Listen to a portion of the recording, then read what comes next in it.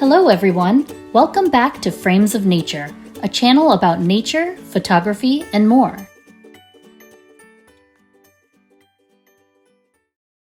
River-terns are members of the family of seabirds.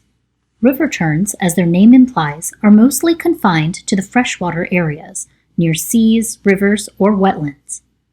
They are resident breeders along inland rivers, spanning from Iran to the Indian subcontinent, and further extending into Myanmar and Thailand. Every year, the river-terns breed during the months of March until June. During this time, they flock in big colonies to less accessible areas like small islets along the backwaters of reservoirs and sandbanks in rivers. These colonies can number anywhere between 100 to 1,000 individual river-terns. They flock to the locations to start a new chapter in their lives, to find a prospective mate and bear their young. It is here that the river-tern's tale welcomes a new character, the fish. Little freshwater fish, known as the minnows, are found abundantly across the river-tern's breeding areas. Minnows not only form a major part of the river-tern's diet, but also play a crucial role in the bird's cycle of life. Everything begins when a male river-tern starts trying to woo a prospective female. Female river-terns sit patiently on the island, waiting for a male to entice them with an irresistible trinket. When a male has to approach a female to pop the question, "Will you be my mate?" it isn't with a resplendent diamond ring, but with a juicy little fish. It turns into a complete melee out there, with the males flying around relentlessly and diving into the backwaters in an attempt to catch a fish. Fishing is no simple task. It takes a lot of effort, skill, and multiple attempts to finally make the kill. When a male river-tern is successful, he returns to the island looking for a female river-tern to offer his fish to. There is very intense competition among the river-tern males. Some of the lazier individuals choose to take the easier way out by stealing the fish from the other hard-at-work males. These opportunistic terns can be seen chasing the successful males trying to claim their catch for themselves and try their own luck with the females. They can also be seen hounding other fishing birds, like the cormorants, in an effort to steal their catch too. River-terns are very vocal birds. They are highly territorial and thus create quite a ruckus.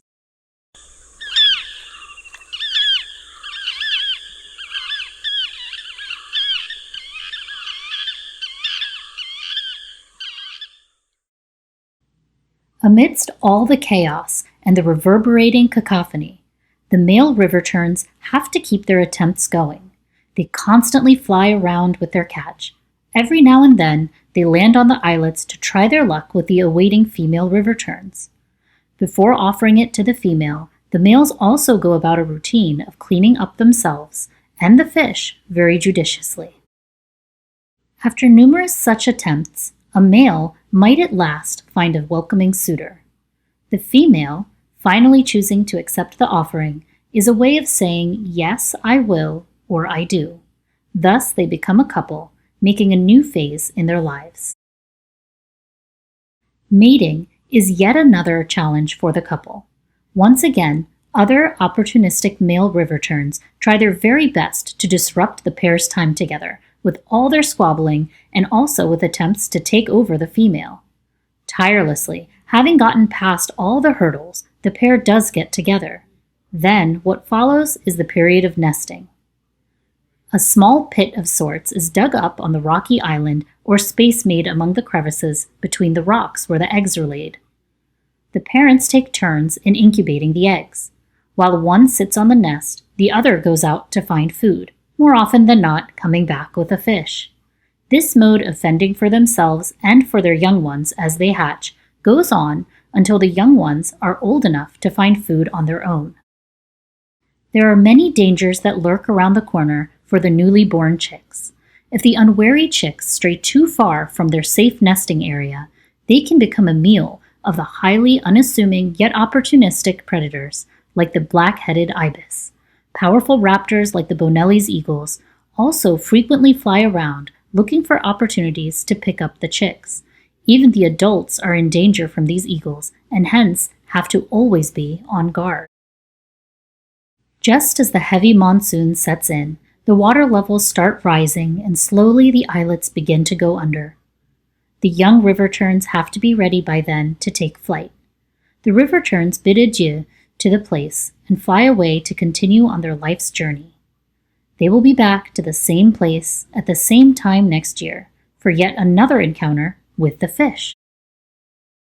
A little fish of the freshwater, thus, partakes in the river-tern's life cycle in quite a big way. A true tale of a fish indeed. As always, if you liked this video, please give a thumbs up and share, and don't forget to subscribe. Thanks for watching!